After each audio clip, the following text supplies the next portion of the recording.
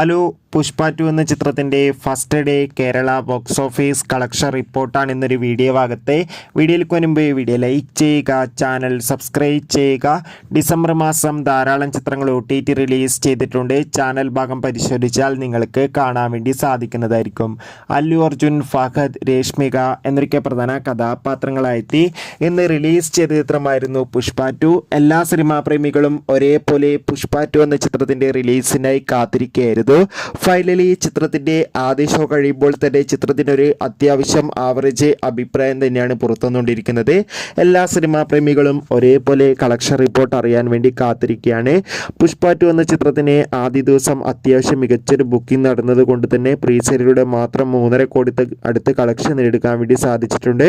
അതുകൊണ്ട് തന്നെ ആദ്യ ദിവസം 6-6.5 കോടിക്കടുത്ത് കളക്ഷൻ നേടിയെടുക്കാൻ വേണ്ടി സാധിക്കുമെന്നൊക്കെ ട്രാക്കിംഗ് റിപ്പോർട്ടുകൾ സൂചിപ്പിക്കുകയാണ്. എന്തായാലും ചിത്രത്തിൻ്റെ ഒഫീഷ്യൽ കളക്ഷൻ റിപ്പോർട്ടിനായി നമുക്ക് കാത്തിരിക്കാം. ചിത്രം കണ്ടവരുടെ അഭിപ്രായം രേഖപ്പെടുത്തുക. കൂടുതൽ സിനിമാ വാർത്തകൾക്കായി ചാനൽ സബ്സ്ക്രൈബ് ചെയ്യും.